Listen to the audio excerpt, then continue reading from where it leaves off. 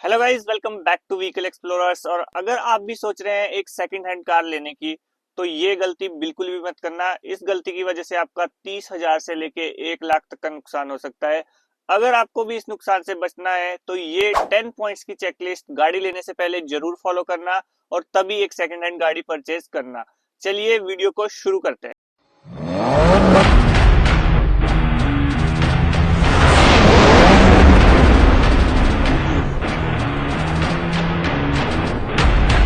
तो सबसे पहला पॉइंट है इंस्पेक्शन के अंदर गाड़ी के पेपर्स। गाड़ी के पेपर्स में आपको क्या चेक करना है कि आरसी उसकी अवेलेबल हो, उसकी इंश्योरेंस सर्टिफिकेट अवेलेबल हो। आरसी के ऊपर आपको क्या चेक करना है कि जिससे आप गाड़ी परचेज कर रहे हो उसी ओनर का नाम उस पे आपके आरसी पे दिया गया है, जो आप उसके आधार कार्ड से मैच कर सकते हो। अगर आप गाड़ी किसी डीलर से ले रहे हो तो भी उसको आपने बताना है कि आधार कार्ड एंड जो आरसी पे नाम है वो सेम होना चाहिए। फिर सेकंड आपको व्हीकल की जो इंश्योरेंस सर्टिफिकेट है वो चेक करना है, उस पे भी सेम ही नाम होना चाहिए जो ओनर का नाम है। और आपको आरसी के ऊपर चेक करना है कि गाड़ी पे कोई हाइपोथिकेशन तो नहीं है, गाड़ी पे कोई लोन तो नहीं है। तो आपको हाइपोथिकेशन वहां पे नहीं होनी चाहिए आरसी के ऊपर। और अगर आरसी के ऊपर हाइपोथिकेशन है तो आपको जब भी आप गाड़ी परचेज कर रहे हो बैंक की एनओसी आपको साथ लेनी है, अदरवाइज आपकी गाड़ी ट्रांसफर नहीं होगी। तो यही चीजें आपको आपके जो पेपर वाले सेक्शन में वो चेक करनी है। सो सेकंड पॉइंट आपको चेक करना है गाड़ी पे कोई इंश्योरेंस क्लेम तो नहीं लिया गया है। वो आप इंश्योरेंस से जो भी इस गाड़ी का इंश्योरेंस वाली कंपनी है उससे चेक करवा सकते हो। वो आपको बता देंगे कि इस गाड़ी पे कोई क्लेम लिया गया है नहीं। ये आपको इसलिए चेक करना है क्योंकि अगर उस पे क्लेम लिया गया है और मेजर अमाउंट का क्लेम है तो गाड़ी एक्सीडेंटल होने के चांस है, तो आपको गाड़ी अवॉइड करनी है। थर्ड पॉइंट है गाड़ी के ओडोमीटर रीडिंग को चेक करना। ज्यादातर सेकंड हैंड गाड़ियों में होता क्या है कि जो डीलर्स होते हैं वो गाड़ी का मीटर बैक करवा लेते हैं। वो आपको कैसे चेक करना है कि इस गाड़ी का मीटर बैक हुआ है या नहीं? वैसे तो ये पता करना थोड़ा सा मुश्किल होता है, लेकिन आप गाड़ी के वियर एंड टियर से अंदाजा लगा सकते हो कि गाड़ी कितनी लगभग चली होगी। जितनी डीलर बोल रहा है उतनी ही चली है या फिर आपको लग रहा है उससे ज्यादा चली है। तो वो चेक करने का सबसे बढ़िया तरीका है आप गाड़ी के वियर एंड टियर को चेक करो, गाड़ी की सर्विस हिस्ट्री चेक करवा लो।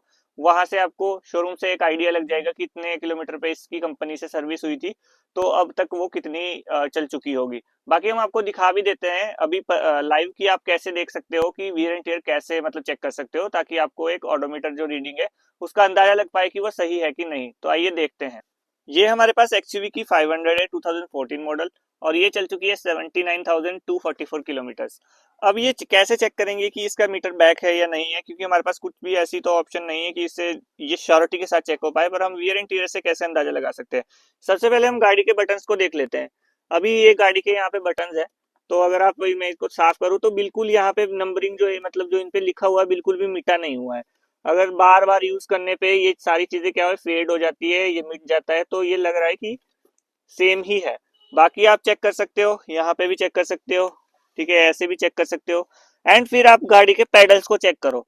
अब पेडल्स पे देखो लाइनिंग्स अभी दिख रही है, तो मतलब अगर यहाँ पे ज्यादा ये घिसे हुए होंगे तो फिर जो गाड़ी है वो ज्यादा चली हुई हम मानेंगे। तो इस तरीके से आप चेक कर सकते हो। बाकी आप सर्विस सेंटर से गाड़ी की सर्विस हिस्ट्री चेक करा के वहां से देख सकते हो गाड़ी कितने किलोमीटर लगभग लास्ट सर्विस हुई थी, और उसके बाद अभी कितने किलोमीटर चल गई है।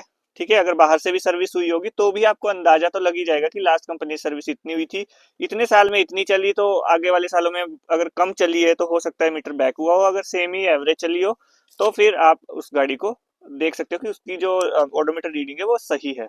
जो फोर्थ पॉइंट हमारे पास है वो है गाड़ी का इंजन हमें कैसे चेक करना है। तो इंजन चेक करने के लिए सबसे पहले तो हमने अंदर आ जाना है और गाड़ी का इग्निशन जो है ऑन करके गाड़ी को मार लेना है सेल्फ। गाड़ी एक तो हाफ सेल्फ में स्टार्ट होनी चाहिए। अगर गाड़ी लंबा सेल्फ ले रही है तो हो सकता है कोई दिक्कत हो, तो फिर आपने जो है उसको अवॉइड करना है। सेकेंडली, इंजन के अंदर आपको क्या क्या चेक करना है, तो इस तरीके से आपने इसका बोनट खोल लेना है। एंड आपने देखना है कि गाड़ी में कुछ अनइवन तरीके की नॉइजेस तो नहीं है, कुछ बेल्ट की अलग से, कुछ टेंशनर पुली की अलग से बेरिंग की आवाज आ रही हो। तो जैसे ये डीजल गाड़ी है तो डीजल गाड़ी के हिसाब से इसकी जो साउंड है वो बिल्कुल नॉर्मल है। डीजल गाड़ी अगर आप ले रहे हो तो उसमें सबसे पहले आपको ये गाड़ी का बैक कंप्रेशर जरूर चेक करना होता है। स्टार्ट करने के बाद थोड़ी सी गाड़ी चलाने के बाद आपने उसकी ऑयल गेज को ऐसे बाहर निकालना है। अगर यहाँ से ऑयल बाहर आ रहा है या कोई धुआं बाहर आ रहा है तो गाड़ी में बैक कंप्रेशर की प्रॉब्लम हो सकती है, जो कि फिर हमें इंजन का काम ही उसमें करवाना पड़ता है। तो वैसी गाड़ियों को आपको बिल्कुल अवॉइड करना है। गाड़ी में जो पांचवी चीज आपको चेक करनी है वो चेक करनी है गाड़ी का फुल बॉडी वॉक अराउंड देखना है आपने।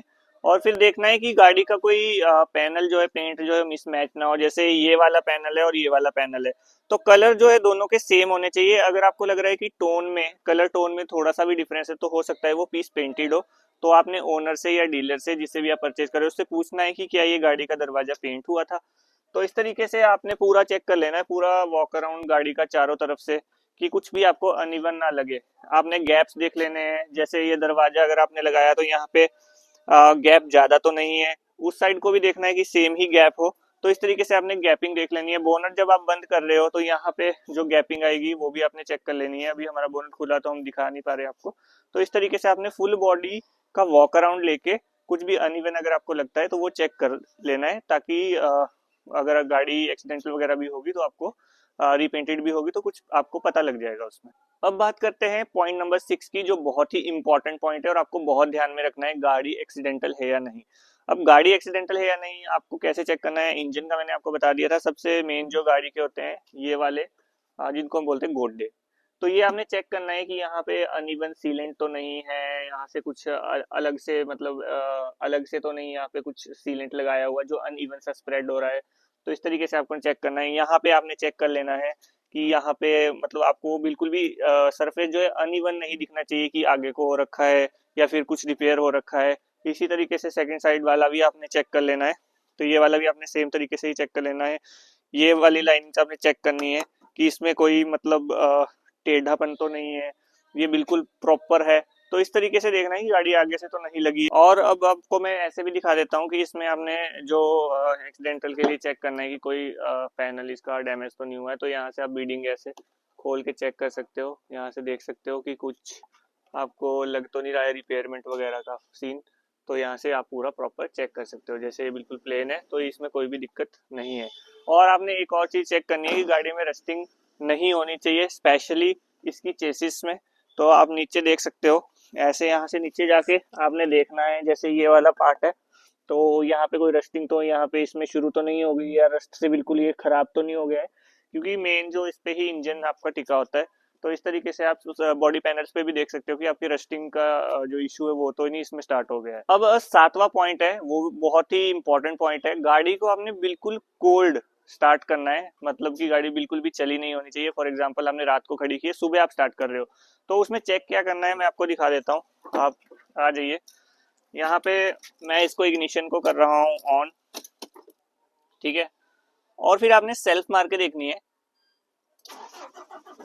जैसे ये हाफ सेल्फ में गाड़ी स्टार्ट हुई है, अगर सेल्फ थोड़ी भी लंबी होती है तो आपको ध्यान देना है, ठीक है। तो मतलब हो सकता है कोई इशू हो। अब कोल्ड स्टार्ट करने के बाद आपने सबसे पहले साइलेंसर पे आना है पीछे, एंड यहाँ पे चेक करना है कि कोई यहाँ पे धुआं तो नहीं आ रहा है, कोई व्हाइट स्मोक या ब्लैक स्मोक तो नहीं आ रहा है। तो उस तरीके से आपने चेक करना है। साथ में अभी गाड़ी कोल्ड स्टार्ट हुई है, थोड़ा सा इसको चलाने के मतलब थोड़ा सा इसको स्टार्ट रहने देने के बाद इसको पैडल को एक्सलेट करना है, और फिर चेक करना है कि इसमें कोई व्हाइट स्मोक या फिर ब्लैक स्मोक तो नहीं आ रहा है। तो black smoke and white smoke आपकी गाड़ी में नहीं आना चाहिए।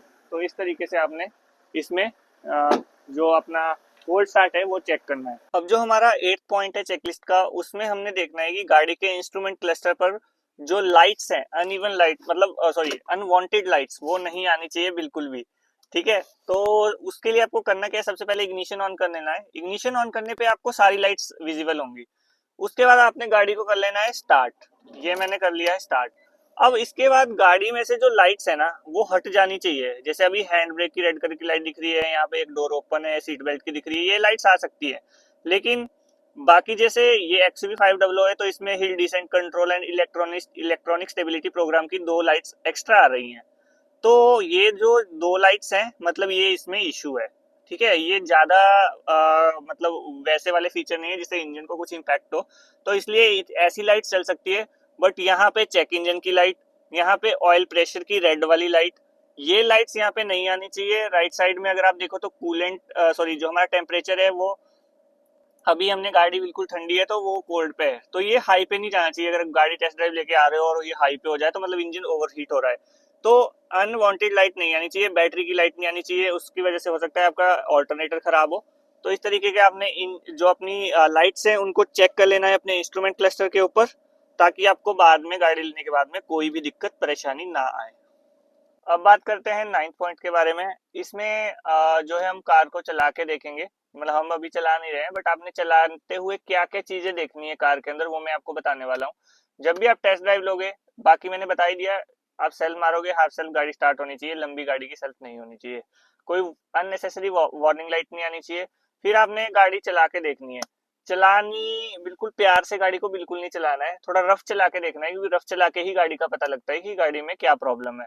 स्टेयरिंग घुमा के देखना है, टाइट तो नहीं है, कोई अनवांटेड साउंड्स तो नहीं आ रहे हैं आपको। एंड आप जब उस गाड़ी को मतलब रेस दोगे तो पिकअप बिल्कुल अच्छी है कि नहीं है, गियर आपके स्मूथ है कि नहीं है, ठीक है। गियर शिफ्टिंग के बाद आपकी जो पिकअप है वो ओके है कि नहीं है, मतलब टर्बो पूरा काम कर रहा है नहीं है, अगर गाड़ी टर्बो है तो। मतलब आपने गाड़ी की पिकअप देखनी है और ब्रेकिंग देखनी है, ब्रेक जोर जोर से लगा के भी देखना है, मतलब ज्यादा जोर से भी नहीं, पर थोड़ा सा 40-50 की स्पीड में जाके ब्रेक आपने लगा के देखना है, कोई अनवांटेड साउंड तो नहीं आगे से आ रही है। तो इस तरीके से आपने पूरी गाड़ी को चला के देखना है, ठीक है। थोड़ा सा उसको हाई स्पीड पे भी चला के देखना है, अगर आपकी सड़क आपको अलाउ करती है वहां पे थोड़ा सा 80-90 की स्पीड पे आपको चला के देखना है। तो इस तरीके से आपने गाड़ी की टेस्ट ड्राइव लेनी है। फिर आपकी फुली सेटिस्फेक्शन के बाद जब आपको गाड़ी लगेगी हाँ बिल्कुल ओके है, तभी आप गाड़ी के लिए मतलब जो है उसको कंसीडर कर सकते हो। तो इस तरीके से आपने पूरी टेस्ट ड्राइव जो है गाड़ी की लेनी है।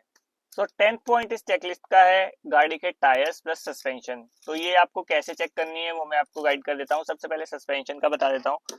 सस्पेंशन में एक्चुअली जो हमारे गाड़ी के लिंक रोड्स हो गए, बुशेज हो गए, ये सारी चीजें चेक होती है। तो सबसे पहले तो आपने गाड़ी स्टार्ट कर लेनी है, ठीक है, स्टार्ट करके देख लेनी है। सबसे पहले स्टीयरिंग में भी आपने आवाज देख लेनी है। जब आप इसको ऐसे ऐसे घुमा रहे हो तो कोई टक टक की आवाज आपको बिल्कुल नहीं आनी चाहिए, ठीक है। बिल्कुल स्मूथ ये स्टीयरिंग घूमना चाहिए, ठीक है, इसमें बिल्कुल भी दिक्कत नहीं होनी चाहिए। बाकी फिर हम आपको दिखाते हैं आगे आपको क्या चेक करना है। सस्पेंशन में आपने सबसे पहले क्या चेक करना है, अपनी गाड़ी का टायर पूरा ऐसे घुमा लेना है, ठीक है। तो यहाँ पे अगर आप देखो ये है गाड़ी के जो है चिमटे हम जिनको बोलते हैं, इनको बोलते हैं लोअर आर्म। एंड इसमें बुशेस लगे होते हैं, ये बुशेस कट तो नहीं गए हैं। यहाँ पे जो ये इसका एक्सल है इसकी रबड़ फट तो नहीं गई है, ठीक है। इस तरीके से आप यहाँ पे भी देख सकते हो जो ये लिंक रोड है इसके जो बुशेस है वो खराब तो नहीं हो गए हैं। तो इस तरीके से आपको इसको चेक करना है। बाकी ये रहा सस्पेंशन का। आपने इस गाड़ी के टायर्स को कैसे चेक करना है, तो गाड़ी के टायर्स दिखा दीजिए। तो गाड़ी के टायर्स को आपने ऐसे चेक करना है, इसके बीच में जो ये गैप है ये होना चाहिए, मतलब यहाँ पे जो इसकी थिकनेस है ये होनी चाहिए। जैसे ये टायर तो आई थिंक अब 30-40% बचे हैं, ये सही नहीं है, ये गाड़ी चेंज करवाने वाले हो रखे हैं। तो इस तरीके से आपने सारी चीजें चेक करनी है। सो ये रही गाड़ी की चेकलिस्ट गाइस 10 पॉइंट्स की, जिसमें आप एक सेकेंड हैंड गाड़ी लेने से पहले जिसको फॉलो कर सकते हो। अब बात करते हैं, इसको कंक्लूड करते हैं। अगर आप सेकेंड हैंड गाड़ी ले रहे हो तो ये 10 पॉइंट की चेकलिस्ट फॉलो करने के बाद अगर आप सेटिस्फाई हो जाते हो तो उसके बाद आपको मैकेनिक को गाड़ी बिल्कुल चेक करवा लेनी है, इसका इंजन, ठीक है। अगर वो पास करता है तो ही आप गाड़ी लें। एंड गाड़ी का इंजन ही मेन होता है और जो रस्टिंग की प्रॉब्लम है वही मेन होती है, वो दोनों चीजें गाड़ी में बिल्कुल नहीं होनी चाहिए, ठीक है। बाकी छोटे मोटे इश्यूज हो सकते हैं, अगर ऐसे छोटे मोटे इश्यूज है भी तो आप ओनर्स के साथ नेगोशिएट भी कर सकते हो कि भाई इसमें ये इशू है, मुझे ये भी ठीक करवाना पड़ेगा, तो आप उसमें प्राइस में थोड़े उसको कम करा सकते हो। बट इंजन एंड रस्टिंग से आपको बिल्कुल भी कॉम्प्रोमाइज नहीं करना है। उसको अगर आपको पता लग जा रहा है कि इंजन में ये प्रॉब्लम है और रस्टिंग की प्रॉब्लम गाड़ी में है, तो भी आप गाड़ी ले रहे हो तो आप बहुत बड़ा नुकसान कर रहे हो अपना। तो होप गाइज आपको वीडियो पसंद आई होगी। एंड ऐसी ही यूजफुल कंटेंट के लिए व्हीकल एक्सप्लोरर चैनल को सब्सक्राइब करें, इस वीडियो को लाइक शेयर एंड कमेंट करना ना भूलिएगा। मिलते हैं आपको किसी नई वीडियो में, तब तक के लिए गुड बाय, जय हिंद, जय भारत।